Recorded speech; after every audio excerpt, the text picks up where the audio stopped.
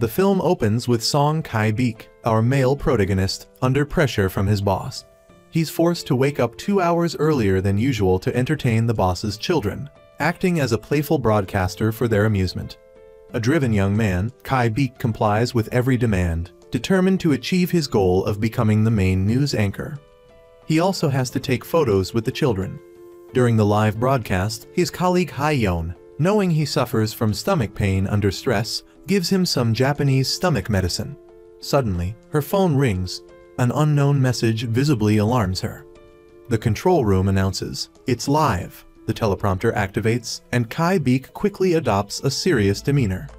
Meanwhile, our female protagonist, Woo-ju, is on a blind date. She proactively gets water, but the date goes poorly. Her date repeatedly brings up her work as a variety show writer, complaining that it's the lowest of 10 possible job levels. A writer, he points out, has to plan the show, find participants and locations, edit, and even comfort the participants. Concerned about the date's length, Woo-ju tells a humorous story to salvage the situation.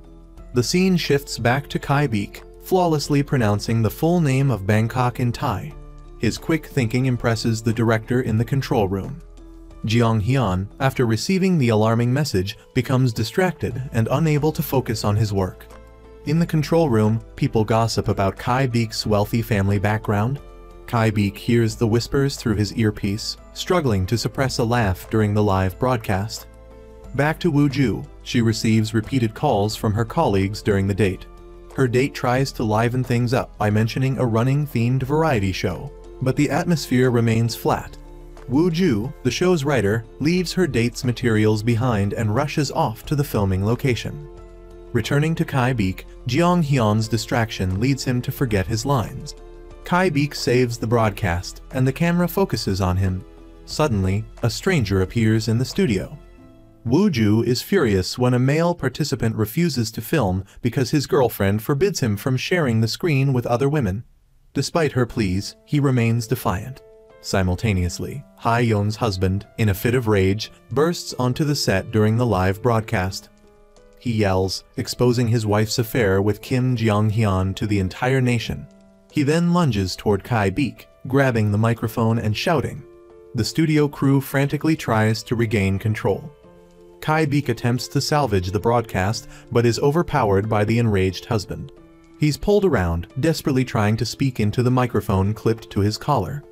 In the control room, staff watch his contorted face on screen, frantically searching for a way to end the broadcast and call the police. Somehow, the broadcast ends precisely as Kai-beek's distorted face fills the screen. The whole nation witnesses this bizarre scene. Meanwhile, Woo-ju learns of Jeong-hyun's affair with a married woman. The news spreads rapidly, forcing him to flee the scene. After the chaos, Kai-beek has to apologize to his boss for not handling the situation better. Woo-ju is also reprimanded by their boss because she's the head writer. Their boss, Mr. Thao Mai, scratches his smelly foot and argues that the deceitful individuals involved should be the ones apologizing, not Kai-beek. How dare they bring their personal problems into the news studio? The incident is a failure to separate personal life from work. Kai-beek remains silent for a long time, quietly staring at the family photo on his boss's desk. What a shameless dog! Unwilling to write a report on the incident, he pushes the responsibility onto Kai-beek, demanding that he don't let it affect anyone unrelated, especially him. Before Kai-beek leaves, his boss mentions the audition for the main anchor position. Kai-beek's name is on the candidate list, but whether that's good or bad is unclear. Thanks to the broadcast incident, his awkward face is everywhere. The whole country knows his name. This could be beneficial, but equally detrimental. Regardless, to become the main anchor, Kai-beek willingly endures his boss's tyrannical behavior. While reading related news on his phone and using the restroom, he encounters a colleague. "Who cares about your horrified face? It only diminishes the prestige of the news program." "Oh yeah," says the actual anchor. At that moment, another colleague joins them, gossiping about Kai-beek's reputed wealthy family. Perhaps that's why Boss Kim always protects him. Kai-beek quickly retorts, "He just uses me. He keeps me around because he sees the potential benefits." Leaving the restroom, Kai-beek's already problematic stomach acts up due to stress. he overhears Woo-ju's conversation with their boss in the elevator, making him feel awkward.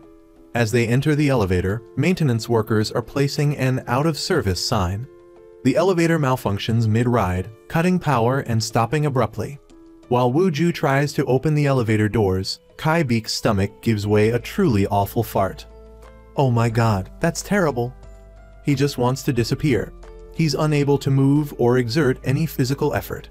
Woo-ju, panic, shouts to alert those outside. Maintenance workers eventually hear her and open the doors. The smell hits them instantly, a truly awful shock. After dealing with the situation, a mortified Kai-beek is pulled out. After changing his soiled pants, he steps outside for some fresh air and considers a cigarette. He overhears the two rival candidates for the anchor position discussing the audition for JBC's main anchor. The CEO has decided to gather employee opinions, consulting producers and directors on their thoughts about the candidates. To enhance his reputation, Kai-beek hesitates but agrees to assist director Kim in the variety show department. They must find a suitable announcer for the men's running show and test a new face painting pen product. Just then, Song Kai-beek's file appears, and Kai-beek rushes to the live broadcast studio of director Kim's show, the man who recites poetry, to be a special DJ. He quickly takes his seat, puts on his headphones, and takes a deep breath. As the broadcast signal lights up, Kai-beek calmly greets the listeners. Back at the female protagonist's office, Woo-ju overhears Aina listening to something interesting. It turns out she's live streaming a radio program. Aina's best friend is the writer for the show, so she's listening in. Aina puts the radio on speakerphone for the whole office to hear. Kai-beek's voice emanates from the recording studio. He's reciting Kim Ba's poem, Yupa Swamp. The poem is full of quack-quack onomatopoeia for bird sounds. Kai-beek's quacks are so perfect that birds outside the building fly towards the glass windows. Is this a real poem? Is the expression this good? Hearing Kai-beek's name, Woo-ju remembers him as the farter from the elevator. But his voice is surprisingly good. People are going crazy in the chat room, commenting on his perfect pronunciation. Woo-ju quickly reviews Kai-beek's file. She's never seen him on any variety show. He was the victim of the news incident, likely avoiding variety shows to protect his image as a news anchor. Their job is to expose such pretenders. Woo-ju's intuition tells her what to do. That evening, Kai-beek returns home exhausted, sprawls on the sofa to watch the news about himself. Feeling so frustrated, he rolls around, groans, and sighs. The next morning, Woo-ju decides Kai-beek must participate in the variety show Men's Running. Nothing to lose, she thinks, let's see where it leads. As if sensing something, Kai-beek feels a chill down his spine early that morning. On his TV, a show featuring Kim Jong-hyun is airing. This handsome and kind-hearted man is also a talented singer, charming and popular. He's every mother's ideal son-in-law. Kim Jong-hyun enthusiastically sings trot music, electrifying the studio after years away from singing. Outside, Woo-ju and her best friend, a colleague, are heading home after a long day of overtime. Woo-ju smells terrible, but she tries to entice her friend to go to the fruit market for inspiration. Her friend refuses, wanting only to go home and sleep. Woo-ju persists in her persuasion. She's skilled at discovering new variety show stars. Even the comedic genius Song Kai-beek was unearthed. She senses something special about him. Woo-ju describes Kai-beek as a neatly ironed shirt, but she sees the failure beneath the surface. In short, he's perfect material for the show. Her friend insists on going home to sleep, leaving Woo-ju with no choice but to say goodbye. At that moment, a food truck pulls out of the parking lot, driving close to Woo-ju, making her uneasy. As she's about to knock on the truck to see who's inside, Kim Jong-hyun tells the driver to drive away. Kai-beek arrives at the broadcasting station to find out he's been assigned to the variety show. He can't believe it. Didn't boss Kim say he was preparing for the anchor audition? His face is everywhere, but in a humiliating way. This is a news anchor. He looks like a comedic champion. Overhearing his two gossiping colleagues, Kai-beek learns that boss Kim initially recommended him for the main anchor position, but faced criticism for damaging the network's reputation and harming the station's image. So, boss Kim quickly changed his stance, as quickly as Sun Hyung-min changes feet. He scolded his subordinates that morning, but Kai-beek secretly wants the audition. He knows that once he's on a variety show, there's no turning back to the news desk. Just then, Woo Ju knocks and enters. Boss Kim introduces. "This is the head writer for the variety show I told you about." Boss Kim dismisses them to talk privately. Although Kai-beek is annoyed, he maintains a polite demeanor, sipping green tea. Woo Ju mentions the elevator incident and introduces herself and the game show she's in charge of. When asked about the men's running show, Kai-beek avoids answering, claiming he's seen it, only to be refuted by Woo Ju. She explains the show divides participants into regular players and guest teams, playing indoor basketball. Kai-beek tries to recover. "I must be thinking of another show." Seizing the opportunity, Woo Ju tries to convince him to join, emphasizing his potential as a fresh face, claiming people would believe him, he would be perfect. "Sounds like a multi-level marketing scheme," Kai-beek retorts, continuing to refuse, arguing he's better suited for more profound shows than lighthearted ones. He claims an old ankle injury prevents him from strenuous activities. Somehow, his past is revealed. He won the company's employee basketball tournament last year, setting a record. Kai-beek's face turns red, quickly improvising. "It was a company tournament, so I wanted to do my best." He pretends to be old and weak-ankled. Woo Ju asks directly, "Do you hate variety shows, or are you protecting your image?" Kai-beek avoids a direct answer, smiling vaguely and using a filming schedule as an excuse to leave. Woo Ju finds him repulsive, so she resorts to threats. Kai-beek jumps, scared, and retorts, "Be careful, you might hurt your ankle." Feeling embarrassed, he maintains the charade, limping away. Back in the meeting room, Kai-beek sits alone, struggling to write the report for Boss Kim. The failed attempt to stop the affair has left him frustrated. He's clearly the victim. Suddenly, the door opens, and his bespectacled colleague asks for his voice-over work for the Global Dining Table program. Boss Kim had told the department Kai-beek was free, so he has no choice but to accept. Before leaving, the bespectacled colleague adds, "My heart goes out to you. I'll make sure to treat you well." Another colleague then enters, requesting his help with a night shift. Kai-beek accepts his fate. He dejectedly drinks beer with a close friend, discussing the variety show. He thought his excuses would deter them, but they even contacted Boss Kim, knowing Kai-beek went mountain climbing last week. If he can't convince his boss, he'll have to accept. His friend believes everyone supports the idea, considering his variety show experience isn't that bad. But Kai-beek worked hard to become the first news anchor with the title of main host. His efforts are about to be wasted. While walking home, Kai-beek receives a message from Boss Kim. "You must participate in the men's running game show." The next morning, on the set of Men's Running, the guest is male idol PN. Upon arrival, he's greeted by screaming fans. To the public, PN projects a cheerful, innocent, and friendly image. Once inside, his true nature is revealed. He throws the shoes he was given onto the floor, yelling at his staff, and threatening to hit someone for giving him the wrong milk. However, his demeanor changes upon seeing who enters Woo Ju, the head writer. It seemed Woo Ju was alone in the room. She quickly calls Kai-beek, sending his phone tumbling to the floor. He'd been hiding in the changing room, or so he claimed. He was actually napping on a lounge chair behind the set. Woo Ju pulls Kai-beek out and introduces them. Kai-beek and the idol shake hands. Filming begins. The two fiercely compete for the ball. The commentator provides a running commentary. Kai-beek plays enthusiastically, but repeatedly intentionally or not hits idol PN, causing headaches for everyone involved. Offending a famous idol is a huge problem. Filming is abruptly halted. Woo Ju quickly pulls Kai-beek aside to talk privately. They find a secluded spot, a room with high-voltage equipment. Woo Ju scolds him for targeting PN. The broadcast will show close-ups of the idol before the commercial break. If this continues, it will lead to more trouble. PN's central position is due to his popularity boosting ratings and attracting sponsors who pay for celebrity appearances. Kai-beek apologizes profusely for causing trouble, admitting his unfamiliarity with how entertainment programs work. However, hearing himself called an amateur infuriates him. They glare at each other intensely, causing Kai-beek to sneeze. He accidentally touches a high-voltage switch, causing a blackout and forcing them to move equipment outside for filming. Woo Ju frantically shakes Kai-beek, trying to wake him. He finally comes to, snapping, "Am I?" He meant to say, "I'm fine," but even standing, he can't lie, revealing his true feelings. They quickly move outside. Kai-beek finds PN's star behavior irritating.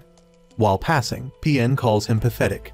He ignores PN's taunts and even sees Minu get shoved and forced to apologize. Kai-beek loses control, calling PN, Park Jin, by name, grabs his shirt, and insults him vehemently. Just as Kai-beek is about to slap him, Woo-ju intervenes, pushing them both to the ground.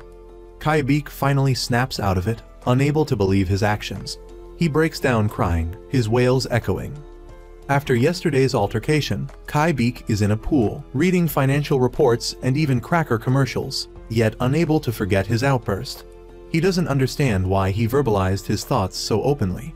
He attacked PN verbally and physically. Now, PN claims severe post-traumatic stress disorder, presenting a doctor's note stating he can't continue the show. The purple-shirted woman is determined to beg him to return, even if she has to crawl. At the office, Boss Kim is furious, searching for Kai-beek. Luckily, his cute colleague texted a warning. While escaping, he's spotted by the bespectacled colleague, who asks for voice-over work. Kai-beek loses control again, scolding him for gossiping and burdening subordinates with difficult tasks. Seeing the situation, he sits on the stairs and encounters the red-shirted woman, who has a request. He rejects her and flees. The scene shifts to the small apartment. While the mother carries home corn given by a neighbor for her sons to eat, one son demands spicy rice cakes, even though he's not working. The other son steals eggs meant for beef stew. The mother, angered, tries to drink water but grabs hot tea, burning her tongue. Seeing her son glued to his phone, she slaps him. He's shocked by the news on his phone. Idol PN was assaulted by announcer Kai-beek. He shows his parents. After a nap, Kai-beek and his chubby friend, in costume, chat.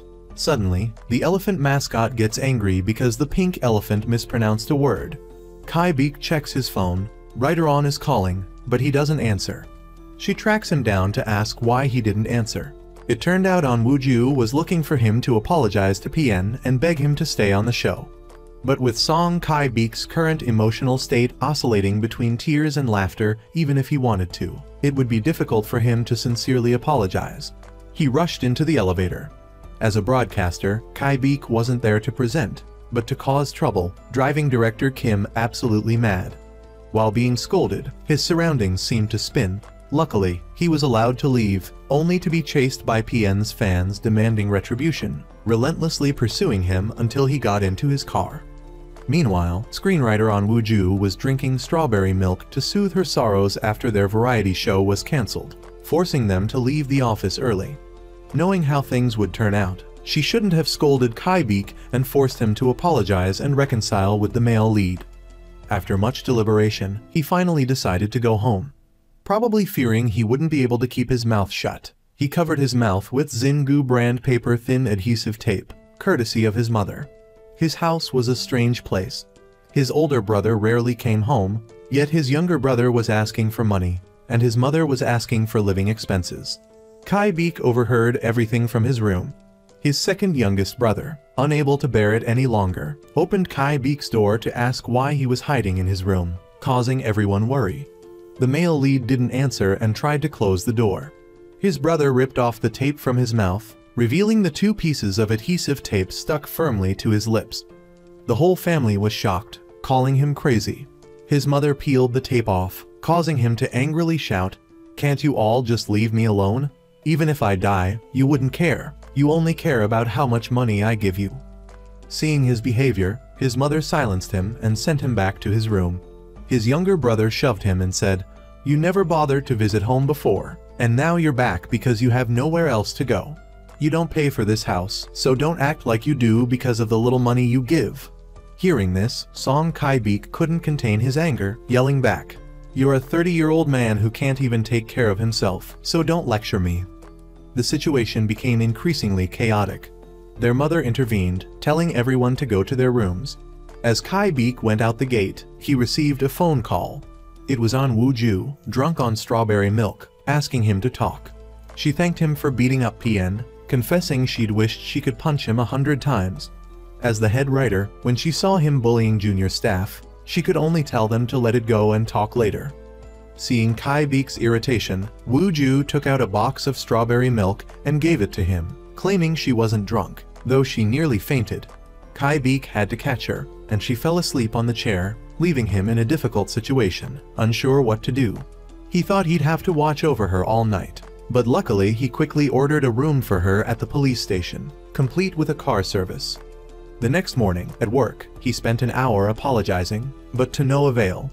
Already poor and unlucky, Director Kim told him he was off the news program. Not exactly a break, but to host the brand awards show instead, since he was already off and had nothing to do.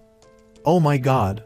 The director's words were so annoying, not just to Kai Beek, who had reached his limit, started to fume, and cursed Director Kim directly. What rest? I still have to work and be supervised by you, and you'll give me boring work, so it's more like punishment. And did you step in something on the way here? Why do your feet smell so bad? Just as he was in the middle of his rant, two women entered from outside. Kai Beek lowered his voice and asked to officially host the program. Unexpectedly, Director Kim rolled his eyes, stating that Kai Beek's name had been removed from the list long ago, calling him an idiot and kicking him out. As Song Kai Beek opened his mouth to say he would make him pay, Woo Ju rushed over to stop him. Strangely, after being touched by his older sister, Kai Beek bowed his head, apologized to his boss, and left. The screenwriter followed Kai Beek outside to talk. She learned that after being electrocuted, he hadn't gone to the doctor. So she promised to buy him crispy fried pork and take him to see a doctor. But his mother, merely a program host, acted like she was hiding something, afraid people would recognize her. In the end, the doctor didn't even know who he was, leaving Kai Beek embarrassed and shrinking his neck. Unexpectedly, after that day, Song Kai Beek suddenly returned to normal, feeling a hopeful future. Time flew by, and finally, the brand award ceremony, which he was hosting, arrived. On Jeong Hyun's side, after saying goodbye to fans and entering a barbershop, he met a bald-headed boss who invited him to a new program and asked if he knew screenwriter Woo Ju. The boss criticized her incompetence and badmouthed her, revealing himself to be a rude man, so Jeong Hyun didn't want to work with him. Woo Ju's team, after the successful failure of their previous program, was transferred to a place filled with cigarette smoke and near the restroom. As they were just moving their things, screenwriter had to go to the brand award ceremony because all the celebrities would be there. Unexpectedly, she met Jeong Hyun upon arrival, making her uncomfortable. There seemed to be some secret between them, as the atmosphere became awkward, and she felt uneasy. So screenwriter excused herself and left. While talking to Song Kai Beek, Jeong Hyun came running over, causing a scene and forcing Kai Beek to find an excuse to leave. The award ceremony began. Kai Beek stepped onto the stage, introducing everything smoothly, calmly, and looking handsome. But after reading the nominees, the staff below said, "Your face is a bit shiny, go powder your face." Unexpectedly, while applying makeup, the makeup artist accidentally revealed his true nature, causing Song Kai Beek to lose control and blurt out that the awards ceremony was just a small event. After managing to finish his sentence and going backstage for a drink of water, he was chased back onto the stage by and the director. Indeed, bringing him back on stage was a mistake. After introducing an athlete to the stage, Kai Beek presented the award very indifferently. Seeing the athlete's long thank you list, he couldn't help but say, "That's going to take a long time. If you want to thank people, do it whenever you can." The athlete, deeply offended, angrily left the stage. Kai Beek, sweating profusely, then introduced the final category, Best Actor of the Year. The bald-headed chairman just presented the award to Lee Jun-un when the male lead blurted out an accusation that Lee Jun-un was accused of drug use. Everyone froze. Before the shock subsided, the chairman concluded, "Drugs have become his destruction and salvation. He is the drug butterfly of our time," then loudly apologized. Confetti unexpectedly exploded, causing Kai Beek to fall to the floor.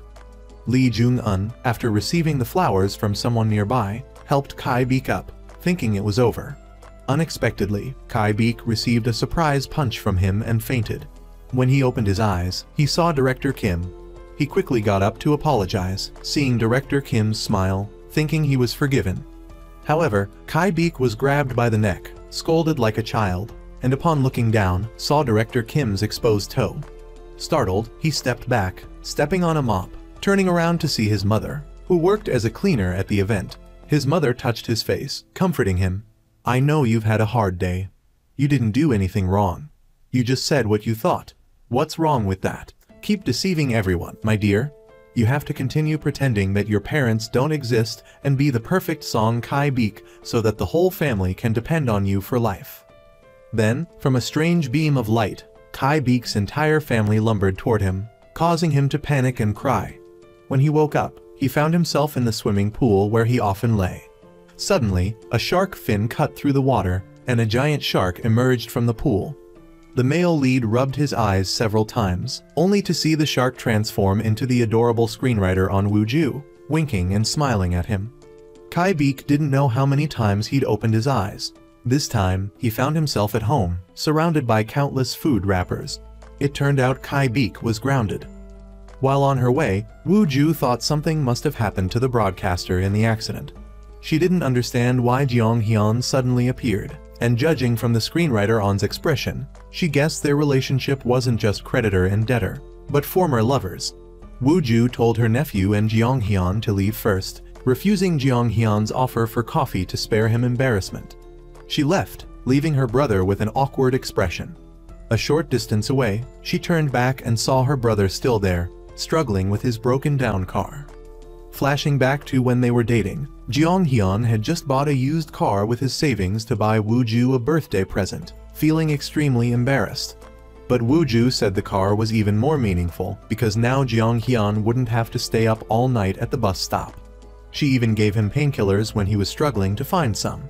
Afterward, she made Jeong-hyun stop to buy baozi steamed buns because she was worried the previous baozi had been sat on by the directors. They chatted happily, and Jeong-hyun praised her quick thinking. In the present, after Kai-beek's medical examination, the results showed that due to brain trauma, he suffered from emotional dysregulation, a loss of conditioned reflexes, and personality changes similar to amnesia symptoms. While not life-threatening, his inability to control his speech was a significant challenge. Now, the male lead not only lost his job, but also had to move out of his apartment because the landlord asked him to leave. While struggling with this, On Wooju was driving along the coast to explore locations on Min-gu's list. Meanwhile, Kai-beek was fishing with friends but caught nothing, leading to a loud argument. Kai-beek, fearing he would lose control, hurriedly left to buy water. At that moment, Kai-beek received a phone call and had to leave immediately. Feeling his life was a bit boring, he looked for a high place to get some fresh air. Suddenly, On Wooju saw Kai-beek standing on a rock by the sea, shouting, wanting to release the pent-up frustrations she'd been carrying for so long. Kai-beek didn't understand what he'd done wrong, having worked hard yet still having to endure this. Screenwriter On approached from behind, seeing Kai-beek take off his shoes and stumble down the rock. Worried he would jump into the sea and commit suicide, she shouted his name. Unable to get him down, she decided to climb up, comforting him as she climbed. "I know you're stronger than this. If something's wrong, just tell me, I'll listen." Seeing Wooju's relentless advance, Kai-beek retreated, saying, "Why do you keep appearing in front of me? If I hadn't met you, I wouldn't be in this mess." Wooju, worried, moved closer, while Kai-beek kept saying, "Don't come up here," backing away. One fine day, they both accidentally fell into the sea from the cliff. Kai-beek started to talk about his background, but everyone assumed he was from a wealthy family. Hearing this, he felt happy and said nothing more. The house Kai-beek was living in belonged to someone else, but the landlord treated him very well, even gifting Kai-beek expensive clothes to return to work. After the fall from the cliff, they both washed ashore. Kai-beek woke up in a panic and asked if Wooju was injured. Wooju thought he had attempted suicide and reprimanded him, but Kai-beek explained he hadn't intended to, that they'd both slipped because of her. He also talked about his lack of self-control, his inability to manage his emotions and actions. Wooju started to worry, but Kai-beek angrily told her to pretend they didn't know each other and left. Back at the parking lot, Kai-beek couldn't find his car or his friend. His phone was wet and dead. Wooju was hesitant to get into her new car for fear of damaging it. Kai-beek approached, explained the situation, and asked for a ride, and Wooju finally agreed. As Kai-beek was about to get in, Wooju stopped him, saying his wet clothes would damage the car. She offered him a change of clothes, and although Kai Beek wanted to wear his old clothes, he agreed to pay for a car wash. On the way back, Kai Beek noticed Wu Ju's pale face and asked if she was alright. She said she was fine, but she didn't seem okay. He made her stop on the emergency lane, and she fainted in the car. Kai Beek frantically carried Wu Ju to the hospital, covering his face with a scarf, fearing recognition. Wu Ju woke up, and the doctor announced she had suffered temporary hypothermia, but was now stable. Wu Ju tried to get up and leave immediately, but Kai Beek stopped her, saying she needed to finish her Roman 4 drip before going home. Afterward, they left the hospital, Kai Beek concerned about her health and worried about Wu Ju's condition. Back home, Kai Beek ate his fill, deceiving himself, but his mouth betrayed him, uttering the truth. He remembered that whenever he could control himself, Wu Ju was present. He called her, but upon hearing Wu Ju's response, he immediately hung up. Wu Ju later met a young man and invited him to join her program, but he refused. When Jiang Hyun appeared, expressing his happiness at seeing Wu Ju, the young man suddenly changed his mind and wanted to join, but she said she'd contact him later and left. While walking, Wu Ju accidentally ran into Kai Beek standing by the road. Kai Beek pulled her aside and began to lie. 3x6 = 20, I'm 40 years old, then suddenly admitted that every time he saw her face, he felt stronger and better. Suddenly, Jiang Hyun appeared, pulling Kai Beek out of the awkward situation. Wu Ju surprisedly asked if they knew each other, and they replied that they were high school classmates. However, there was no good feeling between the two men, leaving Wu Ju feeling embarrassed and deciding to leave. Back home, Wu Ju felt she had tried her best but achieved nothing. Meanwhile, Kai Beek saw a doctor, saying his uncontrollable symptoms had suddenly disappeared. The doctor explained it was a trigger effect, where a particular situation or action left a strong impression on the mind, causing the symptoms to switch on/off. Kai Beek returned to his room, trying to control his emotions. The next day, Kai Beek went back to work. Entering his office, he found his boss and colleagues laughing. His boss was indifferent and critical, but Kai Beek remained silent. At lunchtime, Kai Beek recalled his boss's harsh words and became increasingly disoriented. Wu Ju appeared, taking him to eat elsewhere, but they were chased away for not being allowed to sit there. Finally, they found a secluded corner to eat. Wu Ju encouraged Kai Beek, saying his honesty and persistence would benefit his life. But Kai Beek shared that when his switch flipped, he became a ticking time bomb, unable to control his emotions. Kai Beek said he had endured everything and persistently hosted the news program all this time. Despite many untrue rumors, he used them to his advantage. Wu Ju asked him what the job meant to him, and Kai Beek replied he wasn't sure anymore. Before leaving, Wu Ju reminded him to protect his heart and cheer up. As Kai Beek was about to leave the company at the end of the day, Director Kim called him back. The next day, Kai Beek became a news anchor candidate for JBC8. His friend met him and warned Kai Beek that his boss was just using him, but Kai Beek was determined not to miss this opportunity. He accepted being used by his boss to seize the next chance. Entering the studio, everyone recognized Kai Beek as the former JBC news anchor. While preparing for the next news segment, Kai Beek overheard a conversation about the moral decay of the news anchors. They criticized him for participating in this program, but Kai Beek listened and realized that the news was full of lies. He decided to go on air and declare that he couldn't lie, that fairness and justice weren't present in this program. He decided to leave the program, bowed to everyone, and walked off. Unexpectedly, Director Kim came to scold Kai Beek. As Kai Beek was about to respond, his switch flipped. He pointed at his boss and said, "You stink." Then, Kai Beek whispered something in his ear that caused him pain and left. Kai Beek looked back at Wu Ju, who was watching the scene in stunned silence. After the incident, Kai Beek watched the recording of his trial broadcast. He listened to his cool lines and felt proud. However, suddenly, another version of Kai Beek appeared, saying he was now unemployed and had many expenses, draining his bank account. Kai Beek continued walking down his path. Not long after, Wu Ju also walked down that path, and looking into her bag, she remembered the new team leader and employees gossiping about her. Nearing the office, she overheard employees praising Ha Young, making her feel disheartened. Arriving home, Wu Ju was startled to find Kai Beek standing at the door. He suspected she was following him. They both said they just met by chance, then shared stories about their lives. Kai-beek revealed that the house he was living in belonged to a friend, and that friend had returned to the country, so Kai-beek had been evicted. He also revealed that his image had been ruined. Kai-beek tries to leave, but Woo-ju asks him to stay, commenting on the dramatic nature of his resignation. She finds his exit from the studio cool, but Kai-beek feels regret. They have no plans or hopes, simply sitting together like a pair. Kai-beek eats the snacks Woo-ju brought, offering to buy her more if she's feeling down. She feels relieved, knowing they share similar circumstances. The next morning, Kai-beek is back with his 3 younger brothers in a noisy house. He lowers the air conditioning from 26 to 18 degrees, startling them. At dinner, his brother asks if he'll stay. Kai-beek admits that while uncomfortable, he must face the reality of his situation, his uncontrolled emotions, needing noodles to prevent an outburst. Woo-ju, out of options, uses Jeong-hyun's fame to attract participants. When Jeong-hyun inquires about Woo-ju, another argument ensues.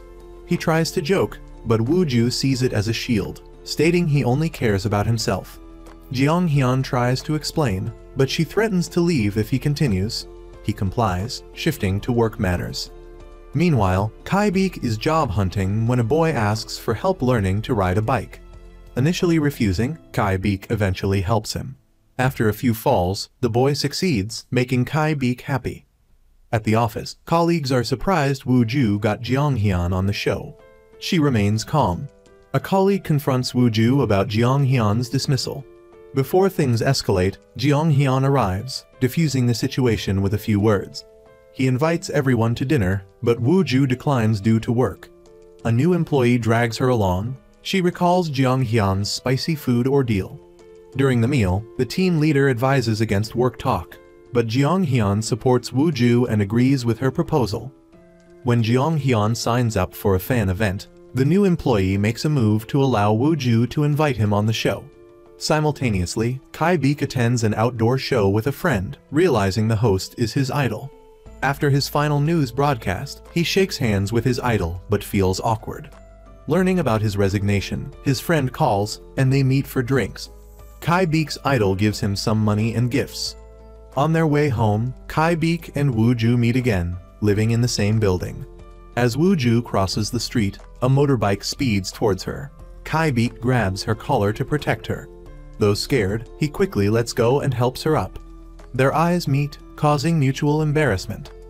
At home, Woo-ju finds Kai-beek shaking a bottle of alcohol.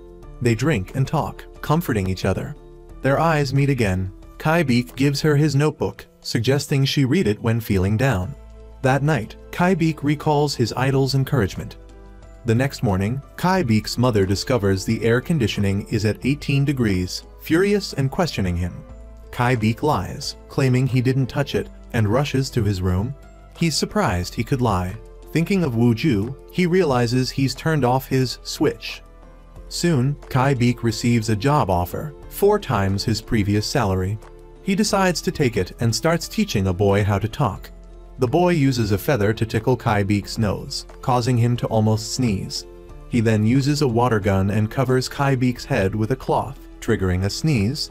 Kai-beek understands his switch mechanism. He calls his doctor and rushes for an appointment. The doctor, practicing at a temple, listens as Kai-beek explains discovering his switch. When he sneezes, he loses control, becoming uncontrollably honest. The doctor suggests he try, but Kai-beek can't sneeze. The doctor suggests this could be an opportunity for change. Woo-ju sits lost in thought, searching for solutions. She then reads Kai-beek's notebook, understanding something and hurrying off. Meanwhile, Kai-beek walks, recalling the doctor's words. He sees 2 mechanics arguing on the opposite side of the street. He remembers Woo-ju's touch deactivating his switch. She calls, but his phone dies. They both search for each other. They finally meet on the building's rooftop. They talk incessantly. Kai-beek about his switch, Woo-ju about work. She calls him a fool, angering him. They start arguing. A ball rolls, causing a child's car to hit a larger one, which crashes into a pickup truck. Suddenly, a power outage stops their argument. Unexpectedly, Kai-beek takes Woo-ju's hand, placing it on his chest, surprising her. He says his switch is off. He can only turn it back on after turning it off. The power returns. He suggests they try this together. A fishing village serves as the set. Everyone is in the car. The director and Kai Beek arrive. A flashback shows them talking the previous night. Woo-ju invites Kai Beek on a date, surprising him. She wants him on a dating reality show, believing viewers will love his true self. After persuasion, filming begins. The director signals, and contestants enter one by one with suitcases. Kai Beek appears, strolling casually. Then comes Jeong Hyun, warmly welcomed by the female contestants. Self-introductions follow. Kai Beek goes up, forgetting to turn off his switch, blurting out, "I worked at JBC for 8.5 years, but got fired for causing trouble." Woo-ju tries to stop him, but he continues, "I'm currently unemployed." This shocks everyone. Jeong Hyun smoothly introduces himself. "Hello, I'm Kim Jeong Hyun," and sits down. Woo-ju pulls Kai Beek aside to strategize. He listens obediently. Back on set, the first game begins. If a male contestant is eliminated, the women choose a partner. Each woman has a balloon on her back. If it bursts, her team is out. The last team remaining wins a significant advantage. Remembering Woo-ju's instructions, Kai Beek aims to win. He pushes a contestant out. The women choose other men, clearly showing reluctance to be paired with Kai Beek. After a while, only Kai Beek and Jeong Hyun remained, battling it out. This reminded the male protagonist of their past schoolyard brawls. Back in the present, Kai Beek's team fell to the ground, their balloons bursting.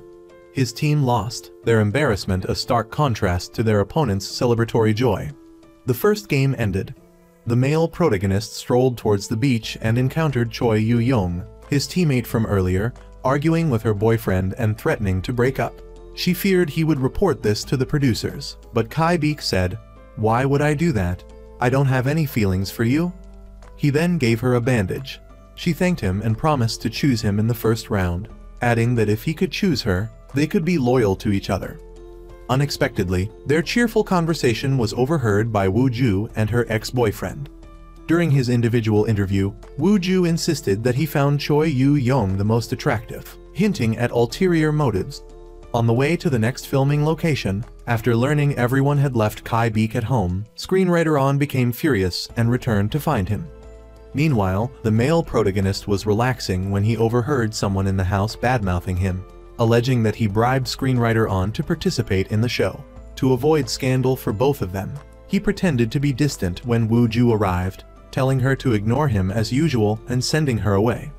Elsewhere, Kai Beek's mother, upon learning of her son's participation in the reality show, decided to form a fan club for him. Immediately, she dispatched his younger brother to deliver 2 coffee carts to the island. Kai Beek happily prepared to distribute coffee, only to be met with the sight of Kim Jeong Hyun's team's extravagant buffet.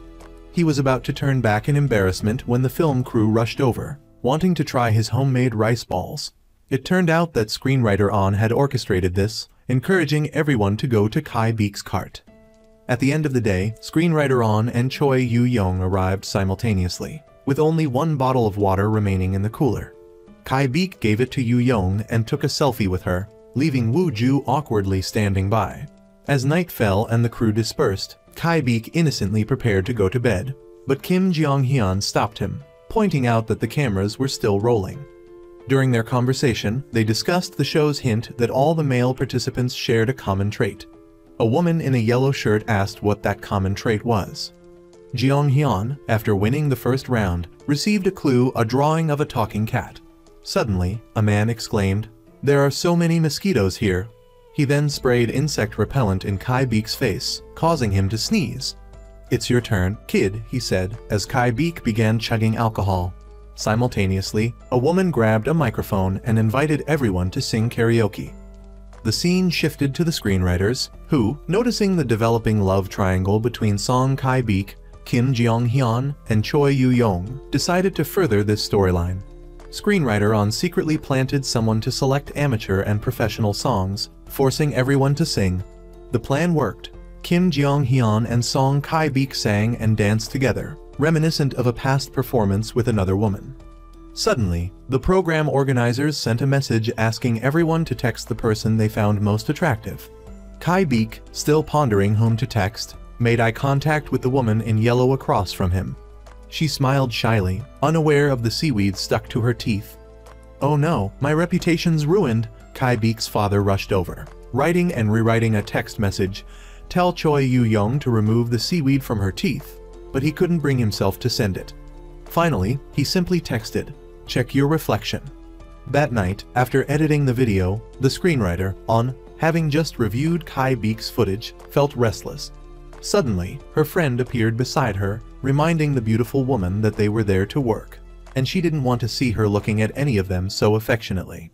The next morning, during the male lead's personal interview, Ha-young inadvertently revealed that his role in the program was merely to provoke Kim Young-hyun, adding that he was doing a great job.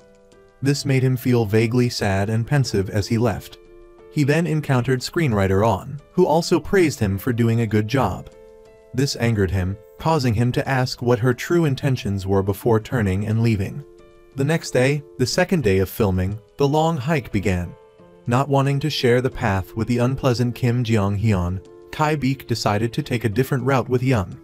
Deep in the forest, a noise in the bushes startled them, causing Kai Beek to slip and fall down a slope, losing consciousness. On Woo-ju, upon hearing the news, immediately grabbed his backpack and flashlight and went into the forest to search for Song Kai Beek, despite everyone's attempts to stop him. Kim Jong-hyun, his ex-boyfriend, ran over to blame director Ki for letting a contestant go missing and for the head screenwriter going into the forest without a plan. The screenwriter, upon encountering Song Kai Beek in the forest, screamed like a madwoman because his dog-like face scared her half to death. Who would have thought that while searching for someone, she would sprain her ankle and have to be massaged by him? However, the male lead, still angry from the previous day, ignored On Woo-ju, making her wonder why his attitude had changed. Song Kai Beek stood up and asked, "Have I acted well enough according to your plan?" Screenwriter On was stunned. He continued, "Everyone says everything is over, but you say I should start over. But starting over means letting someone use me as their tool, doesn't it? Everyone in this game is a professional. You need an amateur to provoke Kim Jong-hyun in an unpredictable way, right? I'm truly hurt by this. On, what potential do you see in me?" On Woo-ju immediately replied, "I'm moved. Right now, my heart is moved." Having finished, the male lead froze. This woman is something else. She made his heart flutter, then quickly left. Kai Beek followed behind pensively. As soon as they arrived, Choi Yu-young ran out and hugged him tightly, crying, causing Woo-ju to feel awkward. This scene couldn't escape the hawk-like eyes of his ex-boyfriend, Kim Jong-hyun, so that night, two men had trouble sleeping. On one side, Kai Beek, after looking at the clue, suddenly remembered that this drawing was identical to the one he and Kim Jong-hyun had drawn together as a gift for a girl years ago. On the other side, On Woo-ju was sitting alone, reminiscing, when her ex-boyfriend brought her water, and they talked for a while. As they walked home side by side, they ran into Song Kai Beek. Screenwriter On frantically searched for a place to hide but failed, being embarrassed in front of the two men. Kai Beek left without expression. Kim Jong-hyun also left, leaving her alone. The next morning, the program introduced a game. Each person had to prepare breakfast for the person they were thinking of. Pairs who chose each other would have a breakfast date and receive the final clue about the men's commonality. The competition began. Everyone focused on preparing their own meal, except for Kai Beek, who just stood there dumbfounded, causing Ha-young to run over and remind him.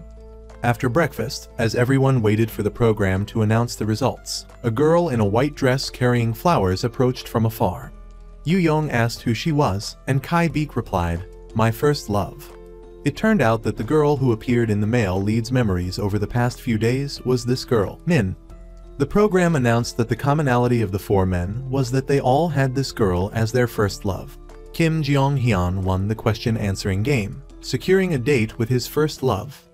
During the break, seeing Min Cho-hyui alone and lost in the crowd, just like himself, Kai Beek approached her and took her out to play to alleviate her loneliness, unaware that Woo-ju was sadly witnessing everything from behind. Oh my god, this perverted program. It had already given Kim Jong-hyun a private date, and now it was backtracking, saying that if Cho-hyui wanted, she could choose another person to date. So, without hesitation, Min Cho-hyui immediately approached Kai Beek and invited him to go out on a boat together.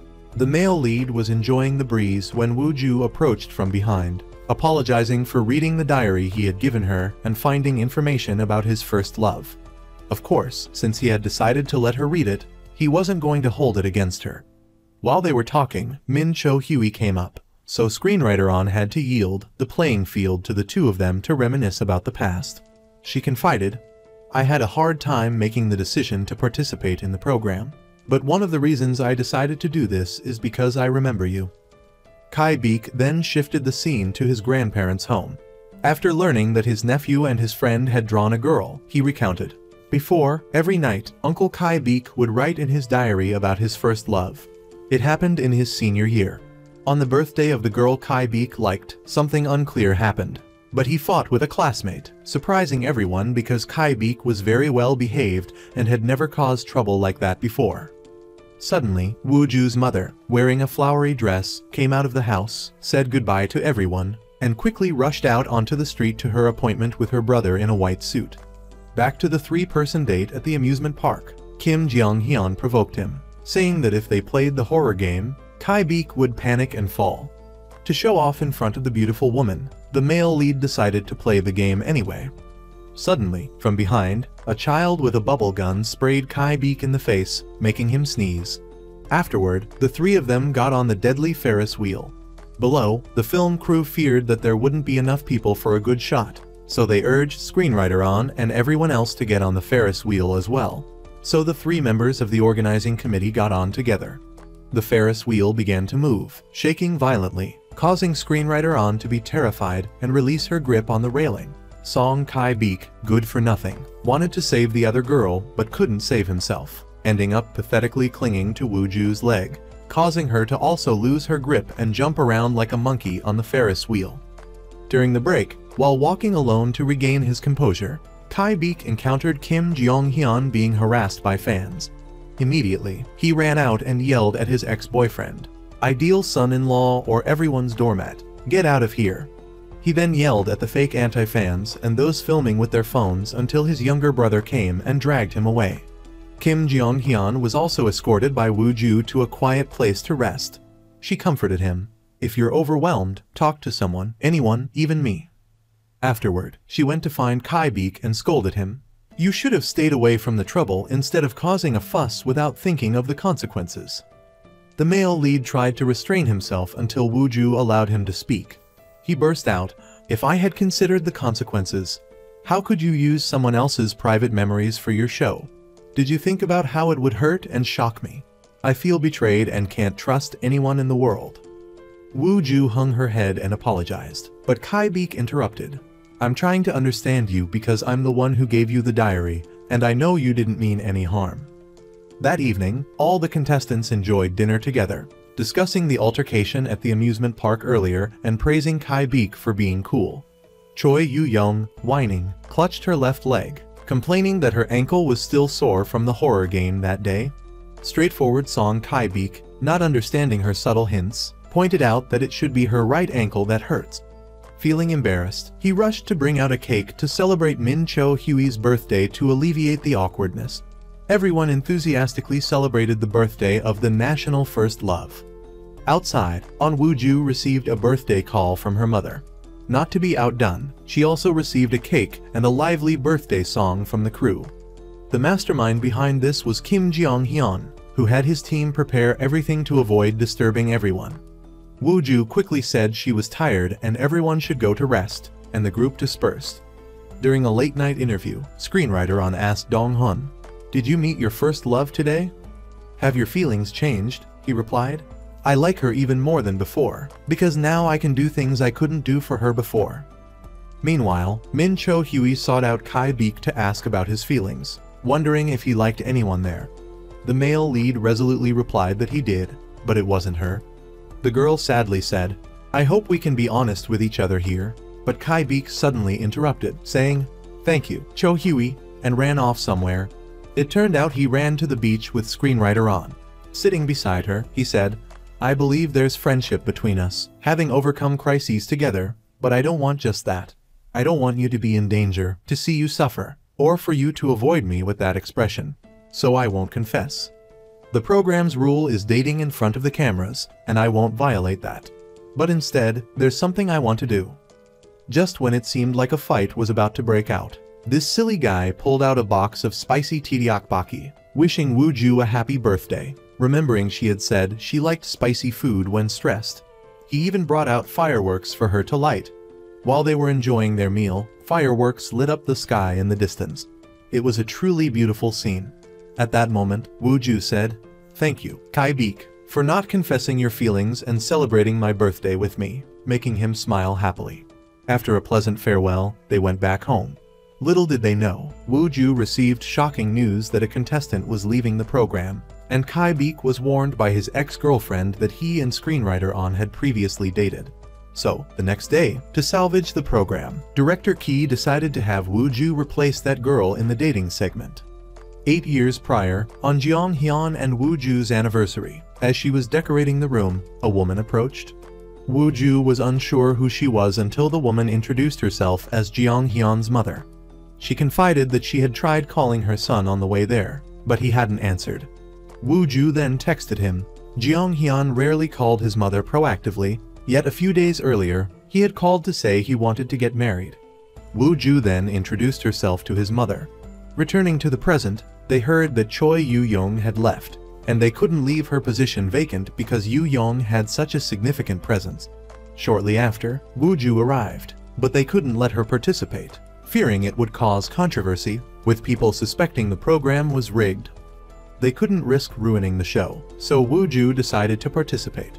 She preferred being written out of the show to it failing, and hearing people say its popularity was waning. Those who knew this was their program already knew. That night, they were surprised to hear that Wooju would participate, and as Jeong Hyun's ex-girlfriend, he saw the program's purpose as observing reactions when facing an ex and someone they currently liked. Jeong Hyun thought it would be very interesting, and everyone saw that it would cause a stir. It was a risky move. At this time, Kai-beek and Wooju were chatting. He said that because of her, he felt more confident on set, and everyone was more open to him, which made him happy. He suggested that if she felt nervous in front of the cameras, she should close her eyes for 3 seconds and think about something that made her happy, a technique he used when he was a news anchor. Kai-beek felt Wooju was taking a risk by doing this, so he hoped everything would go smoothly for her. The next day, Wooju participated in the program, appearing nervous, glancing at the camera every 30 seconds. Next was a game to determine partners. Each person would choose an item belonging to a woman. 4 young men approached, selecting the item of the woman they wanted to pair with. Kai-beek chose Wooju's remaining item. Then came the golden incense stick race. The first team to finish could go on a date. 4 teams got into their vehicles. At the starting signal, they sped off, racing towards the finish line. Wooju drove, and Kai-beek sat behind, holding her tightly. They reached the finish line first, carrying each other to the finish. Kai-beek and Wooju won. Both happily celebrated. Then he saw a coupon for a date, but Kai-beek wanted to use it alone. Wooju understood, but she couldn't give it to him because she needed it for something else. Neither would yield, so they played a game of sticking pictures on each other's faces to determine the winner. Wooju sighed as she ended up with more stickers, and Kai-beek won the prize. At this time, Wooju's mother and Goon brought her things. Her mother scolded her for dressing casually on set. Meanwhile, Kai-beek invited Cho Hui to the beach, while Wooju was doing a program interview. She knew Kai-beek was dating Cho Hui, and guessed he wanted to date his first love. Kai-beek and Cho Hui were cycling when they were filmed. He then cycled quickly past them. It turned out he wanted them to have some privacy. Kai-beek asked her about Fu Yang's withdrawal from the program. The program crew followed him, exhausted. Cho Hui didn't know, but they had all poured their hearts into the program. He said what she did could severely damage the program. Cho Hui thought Kai-beek had feelings for Jo Yeon, but he didn't. After some deduction, Cho Hui guessed it was because of Wooju. Kai-beek told her not to do that and left. Jeong Hyun met Wooju. He explained what happened last night and admitted he wanted to be with her more. He saw this as his chance. Seeing her rushing around on set at night made Jeong Hyun feel heartbroken. Kai-beek then went to meet Eunbi, unexpectedly encountering Goon. The boy said he came with his grandmother to see his mother. Both were surprised to learn that the boy's mother was the program's screenwriter. Goon ran to hug Kai-beek, saying he and Kai-beek were quite close, to which Kai-beek quickly explained that he had only met the boy a few times. Woo-ju was wondering which outfit to choose when another girl came to help her select one. The girl preferred Woo-ju as a screenwriter, and Yu-young probably felt the same. Outside, Woo-ju's mother saw Jeong-hyun and went to ask for his autograph. Seeing an item with a photo of herself and Woo-ju, he was quite surprised. After signing, Woo-ju arrived. Her mother introduced her as her daughter, but Woo-ju didn't want to meet Jeong-hyun, so she used her mother as an excuse to leave. Next was the program's interview with the young men about meeting their ex-girlfriends, each with a different opinion. That night, they played a game of pulling wooden blocks and answering the questions written on them. The game ended when the wooden tower fell, and the person who caused it to fall had to drink a penalty. Those who didn't want to answer questions also had to drink. Woo-ju then appeared in a feminine outfit, catching everyone's attention. The game began. Her asked Kai-beek his first impression of the girls. He said her resembled a weasel, looking very cute. Kai-beek didn't know how to describe Huey's appearance, so he stopped. He complimented Huey's beauty, mentioning that when they first met, she was wearing a coat, and then laughed at Jeong-hyun's joke. Finally, about Woo-ju, he felt that day had changed his life. It was Huey-seon's turn. She pulled a block and asked Woo-ju if memories have power. Woo-ju said no, but the experiences they gained while building those memories did. Jeong-hyun then pulled a block and asked Woo-ju who she wanted to go out with. She hesitated, saying she hadn't decided. The game continued until Cho Huey pulled a 10-point block, allowing her to ask any question. Cho Huey asked about the reason for Woo-ju's breakup, shocking everyone. It turned out they had argued about a broken microwave oven, leading to their separation, a heartbreaking story for an A-list star. Jeong-hyun then voluntarily drank a penalty. Suddenly, everyone received a message asking them to text the person they wanted to date the next day. The next day, Woo-ju chose Jeong-hyun and went shoe shopping with him. The young man helped her choose shoes, and then they picked up trash together. Meanwhile, Cho Huey chose Kai-beek. He enjoyed the cake she had stayed up all night baking. Jeong-hyun and Woo-ju picked up trash near the beach and sat watching the waves and rocks. Kai-beek remembered Cho Huey's words. If he didn't choose her, she would ruin everything. He also remembered Woo-ju's words and rushed to find her. He finally found her and confessed his feelings, surprising Woo-ju. After the incident, Kai-beek lost his ability to lie, like a punishment. Spending time with her, he realized it was the only thing giving him hope of changing his life. Seeing Kai-beek's emotional state, Woo-ju told him to calm down, and Kai-beek said he wanted to protect her. He then took Woo-ju's hand and placed it on his chest because Cho Huey had threatened to ruin everything, forcing Kai-beek to choose her. A month later, they rewatched the program they participated in. Soon after, Woo-ju went to see Jeong-hyun. He was eating when he received a message from Woo-ju saying she had something to do. Jeong-hyun was stunned after watching the program. Woo-ju went shopping and suddenly met Kai-beek. Both remembered each other, having not seen each other for a month. Kai-beek was curious about her final choice that day. She remembered Kai-beek's advice, close her eyes for 3 seconds to reduce nervousness, and she had decided not to choose anyone. Kai-beek and Woo-ju looked at each other intently, and what was to come came. They shared a passionate kiss, then shyly went home. Kai-beek checked his phone for viewers' comments on the program and waited for a message from Woo-ju. Meanwhile, she was still asleep, sprawled out. Kai-beek woke up irritably to find everyone peeling potatoes. He took some potato cakes down to Woo-ju, who had just woken up, hair disheveled. She quickly rushed into the room to get ready. After putting on makeup, Woo-ju went to the rooftop and unexpectedly met Kai-beek. They awkwardly chatted and discussed the program. Woo-ju confided that she was very busy today because she had to work on another program, replacing someone, and then go to a team meeting. She hoped that from now on, Kai-beek would be himself, honest and humble, because he looked very cute that way. Had reopened the GM room, and Huey-seon had already arrived to rehearse the scene transition. Woo-ju received a text from Kai-beek reminding her not to skip meals. Suddenly, they encountered 2 men. They had heard that she was very successful this time, and they were quite surprised to see Woo-ju in front of the camera. Wu Ju then brought food to her editing team's office and met the head of the department. She wished everyone good luck and reminded Wu Ju not to come around during this period to avoid being seen as connected to the production. She told them to promote the game advertisement so that the program could continue.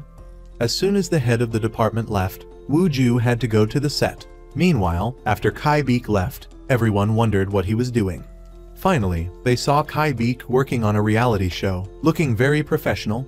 At the set, a man was angry about the lack of staff, and because it was a low-budget program, they couldn't wait long. Wu Ju quickly called, and soon the man happily arrived, saying she had surprised him. Then Kai Beek arrived, wearing a suit. Wu Ju was happy to see him. It turned out Jiechu had called Kai Beek, so he came. The man wanted Kai Beek to introduce the restaurant. Humorous, Kai Beek went in and introduced himself as eating at the Braised Ribs restaurant run by a chef who scolded people but served food very quickly. The food looked simple, just like the chef's manner of speaking. Kai Beek tasted a bite and criticized the meat as tough and the sauce too spicy. He thought they only paid attention to the food's appearance, but it would be fine for online posting. But the taste was nothing special. Kai Beek mentioned that the place had a good reputation for over 20 years, but the chef's food had changed too much. Since college, he had eaten there. Then he tried the radish kimchi and praised it for retaining its original flavor. The chef said that young people these days eat with their eyes, not their mouths, but Kai Beek countered that he ate with his mouth, not his eyes. At that moment, the chef's son came to object to Kai Beek's criticism. Wu Ju quickly pulled Kai Beek outside. He said he didn't mean to make things go this far and affirmed that the chef's ribs were very good before. After hearing Wu Ju's encouragement, the chef put on an apron and told her son to clear the table. She told everyone to sit down and prepare to taste her braised ribs. Whether good or bad, they could still continue the program. Jiang Hyun was quite tired. He had been working non-stop for the past month, but he pushed himself to film on time. Arriving home, he reviewed photos from the program with Wu Ju and remembered when they sat together and talked. Wu Ju and Kai Beek talked. The director wanted to change the name to Stepping Forward with him and have him replace the host. Getting a few programs like this, he might feel safer. But if Wu Ju was the screenwriter, he would participate. She said she was only filling in until the main screenwriter returned from a business trip. The next day, they would film the Couples Paradise program, but she couldn't go with Kai Beek. Wu Ju felt anxious. The program had just aired and couldn't be stopped. She knew that Cho Hui's actions had influenced Kai Beek's decisions, but they still had to take responsibility for their choices. He said he liked her and wouldn't hide it. Wu Ju felt uneasy. If they were both near, everyone in the gym Unbi was instructing Hui Xian on exercises and reminding her to supplement protein. Unb had just reopened the gym, and she was surprisingly the first to work out there. At the studio, Cho Hui was live streaming, chatting, when Wu Ju walked in wearing hanbok. Cho Hui immediately asked about Kai Beek. Wu Ju didn't want to argue about it and cause a commotion there, but she wanted Cho Hui to explain her actions. In the room, a woman tried to stop Jiang Hyun from participating in the program, but he insisted. Outside the studio, they put on their costumes to prepare for filming. Kai Beek was practicing making rice cakes. He wanted to practice beforehand to avoid being awkward later. Wu Ju and Jiang Hyun were filming when she slipped out of her shoe. He stepped forward to help her put it back on, leading everyone to guess he still hadn't forgotten Wu Ju. Next, the program began. They started making songpyeon rice cakes. Everyone was surprised to see Kai Beek making a heart shape. The filming ended. Kai Beek was given a business card by a woman. Afterward, he and Wu Ju went home. She blamed him for making a heart-shaped rice cake, almost exposing them. Kai Beek complimented Wu Ju's outfit. While going home, they saw their boss taking pictures, and they went to take a few pictures, making a heart shape with their hands before leaving. While walking home, Wu Ju was surprised to find Kai Beek holding her hand, and even more surprised when Kai Beek's father saw it. He pretended to be practicing boxing. Wu Ju awkwardly greeted Kai Beek's father and ran off. He was surprised. This was the first time he had seen his son with a girl, and his son wanted him to keep it a secret. The next day, Kai Beek waited for Wu Ju's text, but when they met, she spoke a lot but didn't text him. Dong Hon, his manager, reminded him to talk about his difficulty breathing the previous day and scolded him for always pushing himself. Jeong Hyun could get sick if he kept suppressing it. Hearing this, Jeong Hyun decided to take the day off and told Hyoyoung to cancel his filming schedule for that afternoon to see a doctor. Meanwhile, Kai Beek took Yoon Ji-hoo to meet director Mam. While waiting to get his hair done, Kai Beek texted Woo-ju. Mam wanted him to work with her. He could do whatever he wanted. She didn't see Jeong Hyun getting his hair done. It turned out he had gone to Woo-ju's mother's salon. Her mother said her daughter used to really like him and called him honey. She didn't know what had happened because Woo-ju had never told her, but she didn't want her daughter to be sad. Jeong Hyun said he came to apologize. Back then, he thought lying would protect Woo-ju, but what she wanted was to accept the truth. After confiding, Woo-ju came out from behind the curtain. Kai Beek texted, waiting for a reply from Woo-ju, but got none. He confided in Jae-chu, who told him not to waste time and go see her. Jeong Hyun apologized. Woo-ju guessed he had come too late and thanked him for telling her. Kai Beek texted Woo-ju, wanting to meet because he had something to say, but she didn't reply. Approaching her house, he witnessed Woo-ju hugging Jeong Hyun, freezing him in place. It turned out that Jeong Hyun had been about to leave when he fainted. Woo-ju called Kai Beek, and they took Jeong Hyun to the hospital. The doctor said the test results were normal and that it seemed to be due to fatigue. They would give him enrollment 4 and let him rest. Outside, Woo-ju confided that Jeong Hyun had come to apologize, making her feel relieved. Jeong Hyun had been the same in the past. When hurt, he didn't show it. Even when he was about to faint, he only thought about his past mistakes and felt guilty. Kai Beek drove Jeong Hyun home. Entering the house, Kai Beek froze upon seeing a photo of Woo-ju and Jeong Hyun together. Jeong Hyun sat up, explaining that his marketing team had taken it, and asked if Kai Beek had told Woo-ju yet. Kai Beek was about to speak, but couldn't because of Dong. Jeong Hyun said Woo-ju really liked Kai Beek because he could tell what her expression was like when she was in front of someone she liked. Having said that, Jeong Hyun told Kai Beek to scram and not keep Woo-ju waiting. Kai Beek hurried home, texting Woo-ju to officially define their relationship, only to find out she thought they already were official. From that day on, they constantly texted each other. Kai Beek brought food to Woo-ju, and they watched the program they participated in. She opened her phone and was surprised to see that the real-time viewership for the final episode was over 10%. Jeong Hyun called, and she was excited because it had been a long time since she saw a viewership rating in the double digits. She found it unbelievable that a 5-episode pilot program got over 10%, and the production team's group chat was going crazy. The next day, Kai Beek's family made a celebratory meal to congratulate him. His friends begged to see him. The family was happy that Kai Beek was filming a commercial. The head of the department announced that the program might continue because the whole country was talking about Couples Paradise. She believed Ha-young would handle the pressure well, but the program had Woo-ju as the screenwriter, so they refused to do it without her. Unbeknownst to them, Woo-ju had been outside listening to everything. She entered the room as if she hadn't heard anything, expressing her joy about the program. The scene shifts to the studio. Kai Beek and Jeong Hyun are filming. Kai Beek now has his own assistant. During the break, he texted Woo-ju and took pictures with fans. Dong Hen came and told Kai Beek to enjoy himself and appear when needed, accepting variety show offers. The more friendly people were with him, the better. Woo-ju was happy that the program had been successful, and they wanted her to return as the main screenwriter, with Ha-young supporting her as the second screenwriter. Woo-ju apologized for leaving the team, telling Jeong Hyun to focus on securing a larger budget to make better programs. Woo-ju reminded Ha-young to focus and to be more careful, then said goodbye and left. Was distributing flyers for his gym when he met Goon. The boy was curious why his mother was Kai Beek's superior. He saw a toy stuck in a tree.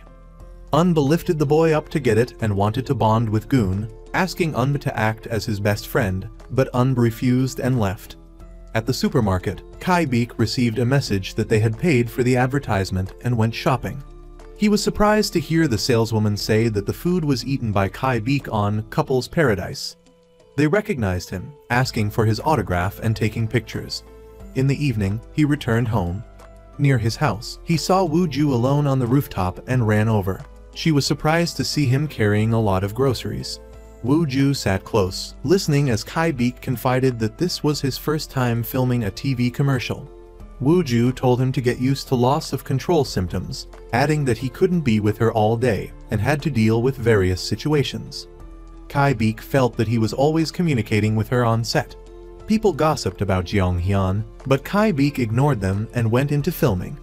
Kai Beek returned home, reminding his parents to go for checkups, giving them the groceries he'd bought. Jeong Hyun was filming when Kai Beek arrived. The scriptwriters told him to buy snacks Jeong Hyun liked. The scene shifts to Wu Ju wanting to write a different program but couldn't think of one. Suddenly, director Han Yun called, asking to meet. Back to Kai Beek, he was sitting blankly when Jeong Hyun called him to get up and work. Jeong Hyun put on music, and they danced together. The director wanted to film Jeong Hyun's room, but he said there was nothing interesting there, so the crew gave up. After they left, Kai Beek was curious. Jeong Hyun had a low alcohol tolerance, yet his house was full of alcohol. He was surprised to see a bottle of high-proof liquor. Jeong Hyun invited him to stay and have a few drinks, but Kai Beek refused and left. Wu Ju recalled her conversation with director Han. They wanted to invite her to their program, but she only wanted to be a screenwriter, so she declined. At the company, her colleagues were surprised that Jae-chu was leaving. That night, Wu Ju was going home when she met a woman. The woman said the convenience store was closed and went inside. She saw her mother sitting alone, eating. Kai Beek walked, remembering his conversation with Ha Young. He learned that Wu Ju had left the team, which was the condition for securing a regular time slot for Couples Paradise. Then he met Wu Ju at a playground. He invited her on a date, but wherever they went, people recognized them, so they went to a less crowded place. The couple walked and talked. The next day, seeing Wu Ju, he ran over. Aina was there. After a brief conversation, Aina invited Kai Beek to join them, but Wu Ju subtly refused, but he couldn't immediately. They went to a place, and Wu Ju reminded Kai Beek to focus on laundry. While doing laundry, his eyes kept looking at her. They were flirting when Aina unexpectedly appeared, bringing them food. Cho Hui read comments saying she always mentioned Kai Beek, but he ignored her. Then she saw a picture of Kai Beek and Wu Ju, making her angry. That evening, the couple talked. Wu Ju occasionally helped them do laundry and camp. They washed clothes for the elderly to provide clean bedding. After a day with Kai Beek, she realized that just being together made her smile. They sat together, watching the moon. Wu Ju confided that she had seen her birth mother, who had abandoned her, and that she had decided to leave the Couples Paradise team, thinking things would be okay, but she didn't feel okay at all. That night, Wu Ju went to the tent to sleep, and Kai Beek sang for her. The next morning, they checked their phones and were surprised to see a post claiming Couples Paradise was fake. It turned out Cho Hui had made a video damaging the program. Kai Beek's mother learned about her son's relationship and recognized the girl as Wu Ju. Soon after, the couple went home, looking at each other intently. Kai Beek mistakenly held another girl's hand. People began discussing Cho Hui's video. She disagreed, stating Kai Beek and Wu Ju were a couple before filming Couples Paradise, and Kai Beek was chosen because of the head writer.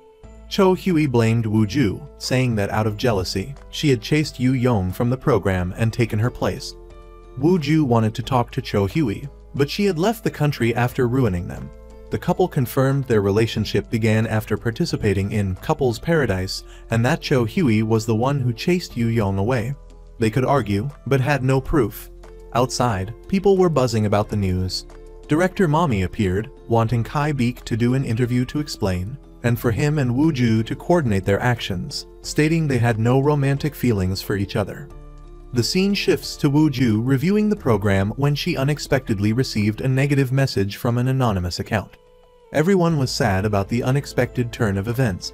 Wu Ju arrived and was told by the head of the department to go out and explain to everyone. They sympathized with her because her feelings were genuine. Ha Young gave Wu Ju what she requested. That night, she walked despondently to talk to Kai Beek. She said she was in big trouble, and Kai Beek was asked by the company to do an interview. Everything happened because of a liar, but they also had to think about lying to fix things. Kai Beek considered quitting the internet because of malicious comments. At the hair salon, a woman badmouthed Woo Ju, unaware that the person behind her was Woo Ju's mother. Inside, Kai Beek's father was responding to comments from his haters. Kai Beek then went to see Jeong Hyun, who guessed that director Mommy had persuaded Kai Beek to deny everything. Jeong Hyun told Kai Beek not to try to control the situation. Even if people wanted to cheat or cause trouble, he should just be himself. Woo Ju jumped at the sound of breaking glass. Someone had thrown bricks at her house. Going outside, she didn't see anyone. Suddenly, a woman tried to attack her from behind, but Kai Beek pulled her away in time, and Jeong Hyun stopped the attacker. At the police station, Officer Dong had brought the woman there. She was a fanatic fan of Jeong Hyun. Before leaving, Jeong Hyun told Kai Beek to take Woo Ju home. On the way back, Dong said the woman liked him so much she wanted to hurt Woo Ju, making him feel bored and tired. Jeong Hyun couldn't say anything to the fans. He just waited for his lawyer to speak and felt relieved when Woo Ju suggested reconciliation. Kai Beek took Woo Ju home and received a call. He said he would do the interview the next day. Before the interview, director Mam reminded him that this was the only way to resolve the situation. She told him to deny his romantic relationship with Woo Ju. During the interview, Kai Beek lost his composure, blurting out the truth and saying he and Woo Ju were in love. Woo Ju, flustered, appeared and explained that what Min Cho Hyui said was untrue. She presented video evidence of Cho Hyui threatening Yu Yong. A fixed camera at the studio had captured their voices, which the editors had overlooked because no one was in that shot. Ha Yong brought Yu Yong to the interview. Kai Beek and Woo Ju didn't want to lie and confirmed they were a couple. After filming, another sensational news story was published. At the gym, Eun came to give the manager a weight, and she wanted to work out that night. Although Eun already had a schedule for the sessions, he agreed to meet her later.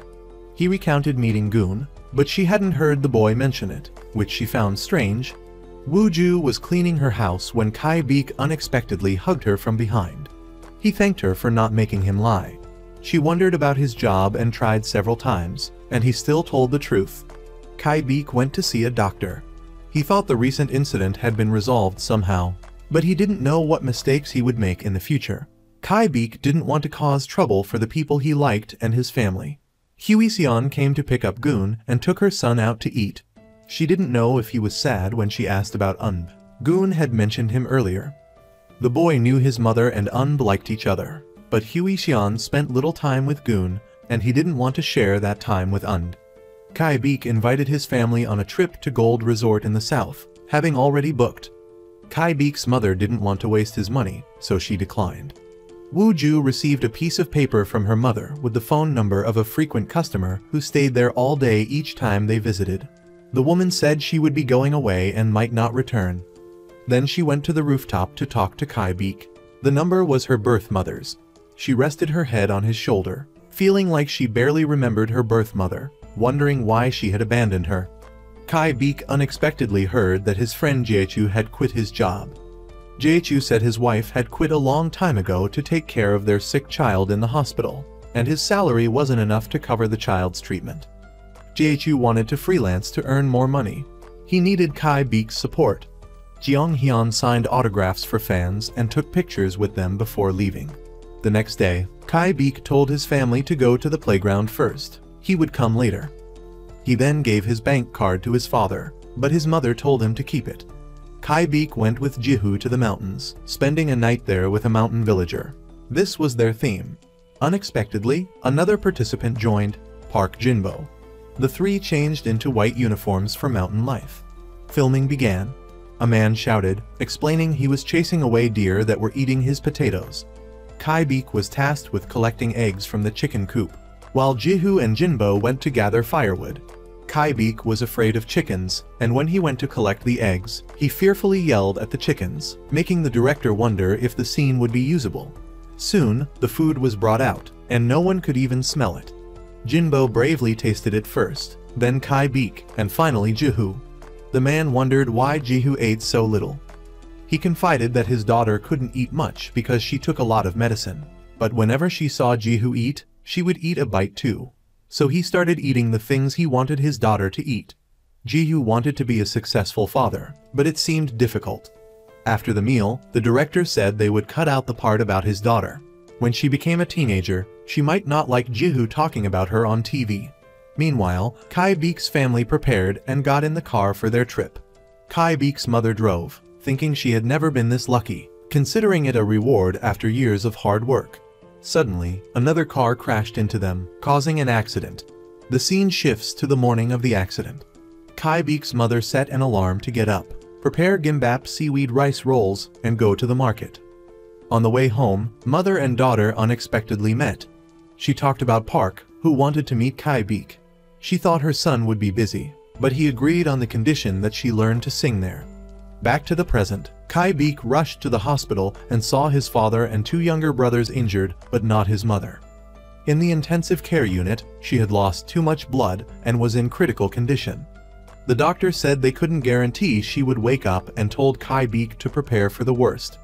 His brother said their mother had swerved the wheel towards him, so the three men only suffered minor injuries. Suddenly, a call came to his mother's phone from her singing teacher. Meanwhile, Director Mam couldn't contact Jeong Hyun and told Hyoyoung to find him. If he wasn't found, Hyoyoung would be fired. Jeong Hyun was watching a child sing and then left, returning to the hospital. His father said he would stay, but Kai Beek wanted him to go home and change clothes. Kai Beek unexpectedly met Dr. Kim. He went outside and met Woo Ju, who hugged him worriedly, telling him to eat. Kai Beek had to go to the office to take care of some business. Soon, he went to see Director Mam. She gave him some documents to review. Kai Beek suggested using some of the program's funds to help his family. Returning home, he found the house messy and told his brother to clean it. Unbri opened the gym to earn more income for the family. Kai Beek wouldn't spoil his younger brothers like their mother did and told them to straighten up. Jihu brought food to Kai Beek and sent him some money to buy things for his mother. Jihu told him to go home and take good care of his father and younger brothers. He returned and met Woo Ju. He said he would be very busy from tomorrow, taking as many jobs as possible to earn money for his mother. Woo Ju took Kai Beek to get a hair wash. Perhaps due to fatigue, he fell asleep. The next day, Kai Beek's father delivered goods to a man. Woo Ju's mother reminded her daughter to call Kai Beek. At the playground, Goon talked about his troubles, causing Huiseon to almost choke. Huiseon told Goon that his girlfriend had betrayed him, leaving his mother speechless. Huiseon hugged Goon, saying he was her greatest gift. Afterward, mother and son happily cycled together. Yuko showed Ha Young her new ideas. Song Kai Beek was hosting, stepping forward with him. Today, they met Hyo Pongseon, called Balloon Uncle. After filming, the two men chatted. Kai Beek was impressed that Pongseon could laugh all the time. He felt happy seeing someone smile at him. That night, Woo Ju was working when she saw a picture Kai Beek had taken of a good day's filming. Remembering her mother's words, she took out the paper with her birth mother's phone number and made an appointment to meet her. Her birth mother cried and apologized before leaving for another country. Woo Ju told her to take care of herself. Kai Beek was returning home when he met Woo Ju. He took her hand, and the couple walked home together. Woo Ju confided that she had met her birth mother and felt relieved. Kai Beek put the balloon from the filming on her head and complimented her cuteness. Woo Ju went home, wearing the bunny-eared balloon, to sleep with her mother. The next day, Kai Beek saw his father rushing somewhere. He went to see his younger brother, who had found a job as a delivery man. Kai Beek's father anxiously called Ha Young. Yuko received a call from the head of the department. After hanging up, she sighed. At that moment, Aina pretended to look for her earphones and secretly placed a document on Woo Ju's desk. Kai Beek received an advance payment and sent money to his father. He received a call from Woo Ju and lied that he was working. Unexpectedly, Woo Ju was right next to Kai Beek, making him bewildered. After his mother's accident, he could lie again and decided to hide his emotions. Woo Ju angrily scolded him, then hugged him and comforted him. Jeong Hyun took care of his father, thinking his father wouldn't be able to bear seeing him. But his father couldn't take his eyes off him. Jeong Hyun said he loved living there when he was young and wanted his father to visit. He wanted to succeed so his father would be proud and thought that would make his mother laugh. Now he didn't know why he had to work so hard. The next day, Woo Ju couldn't reach Jeong Hyun. His manager said he wanted to retire. Kai Beek heard that his father had been scammed when delivering inventory and new orders for a man who offered to sell them, but the man had disappeared. The four went to find him. The scene shifts to Wu Ju, using her memory to find Jiang Hian in a village. She hit him on the head and asked what he was doing there. The four entered the warehouse but didn't find their goods. It was full of other people's things. Kai Beek thought they had just cleaned out the warehouse because he saw a half-drunk glass of water. He told them to leave because it was dangerous. Kai Beek's father wanted to find the scammer and settle this before returning home. Remembering that he had been in debt before, Kai Beek felt sad. While chasing his son, his father was hit by a car. Kai Beek hoped his father wouldn't do anything. And Kai Beek argued, causing his younger brother to intervene. Hearing a noise outside, the four hid. A group of people arrived the scammer.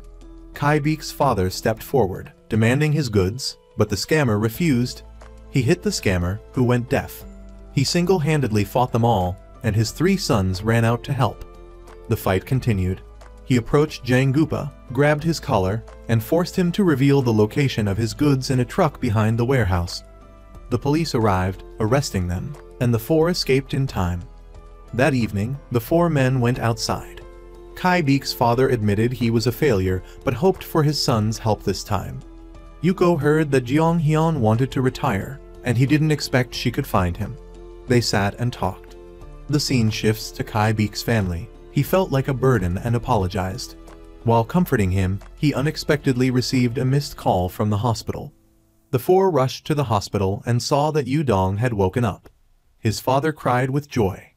His 3 sons, who had never seen their father cry, called their mother by her name and had never seen their father fight. Today was the first time. They witnessed all of this. Then the 3 went to visit their mother. The scene shifts to Jiang Hian. He wanted to rest and asked Director Ma'am to cancel all his schedules. Yuko was buying coffee when she met a friend. She heard that Minyu was driving for hire to earn extra money and planned to invite Minyu to join her group for a few months to earn more. Wu Ju returned to the office, guessing that the 2 were being invited to do many things but didn't want her to be sad. She said she had broken the team's rules and had to disband. The scene shifts to Kai Beek. He received a job hosting a news program as a freelancer. That night, Jae-chu didn't expect Director Ma'am to give Kai Beek the news program, but he refused because he had changed and wasn't the same person. He thought that sitting in the center position of the news desk would prove his success. Whenever people praised him for having everything, he became more worried because he actually had nothing. The news anchor job had been his dream, but his true dream was to report the truth to the world and be honest. The scene shifts to Yuko going home and asking her mother about Uncle Yong. It turned out his mother had passed away. She went to the rooftop to eat fried chicken with Kai Beek. She suddenly mentioned marriage, making him nervous, but she wanted to talk about her mother. Wu Ju felt her mother was outdated because she thought she would stop her from getting married. Wu Ju confided that mother and daughter had saved each other's lives, and she didn't know what her mother wanted. Kai Beek held her hand and told Wu Ju to be honest with her mother. He had done it before and found it wasn't that difficult. At the hair salon, Huixian was getting her hair done when Unb arrived. It turned out Goon had taken his mother's phone and set this up. Unb was about to leave, but Wu Ju's mother stopped him to get a haircut. They awkwardly chatted, and Huixian invited him out. Unb was hesitant to refuse and agreed. The couple held hands, letting their feelings develop. Jiang Hian texted Kai Beek, inviting him to drink soju. The scene shifts to Wu Ju's house. She helped her mother fold clothes and mentioned her mother's marriage. Because of her, her mother couldn't do anything when she was young, so Wu Ju advised her mother to date and get married, but her mother was happy with her current life. Mother and daughter disagreed and argued. Kai Beek brought snacks to Jiang Hian's house to drink. He didn't like sitting at the table and went into a room to drink and sulk. Jiang Hian didn't know what to do with his life. He felt he was far away from everything but was still watching his program. Dong would return when his health improved and would do what he liked. While talking, Kai Beek received a message that Wu Ju had left home. He went to find her at the playground. Both had been drinking. She felt embarrassed and didn't dare go home because she had yelled at her mother today. Kai Beek told Wu Ju to go home and shared some good news. He would try his dream again, and thanks to her, he hadn't given up. Then they both played on the swing. Wu Ju returned home and pretended to be hungry, reaching for a bite, but her mother refused and scolded her for making her angry. Wu Ju explained she just wanted her mother to do whatever she wanted from now on. Her mother then confided that he hadn't mentioned marriage, surprising Wu Ju. At the airport, Jiang Hyun was pulling his suitcase, preparing to leave. Jiechu participated in a filming session on food. Wu Ju answered a call from the head of the department and went to Ha Young, asking for their help. She wanted to make a laundry therapy program. They already knew about it and were waiting for Wu Ju to plead. Soon, Minyu and Aina arrived. Everyone divided the work to carry out the program. Kai Beek returned to his work as a news anchor.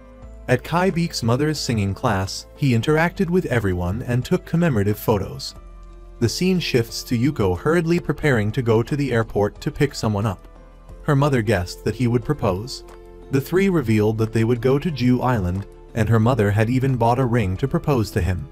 Und had become close to Goon. The boy told him everything, then whispered, asking him for help with something. After a long vacation, Jiang Hyun finally returned. Unexpectedly, Wu Ju's team arrived, announcing that he had signed a contract to do a program with them. Kai Beek continued filming, stepping forward with him. At an elementary school, Kai Beek's family went to cheer on Goon. Kai Beek watched, moved to tears, and held Wu Ju's hand. After watching the play, Kai Beek felt it had a strong impact on him. When everyone else was gone, the couple went on stage. Unexpectedly, Kai Beek proposed to Wu Ju with a ring. Just as the couple were about to kiss, the lights went out. The security guard shone a light on Kai Beek. He said he had just proposed to the woman he loved. And then the security guard turned on the lights, allowing the couple to talk. The couple hugged, and what was to come, came. They shared a passionate kiss.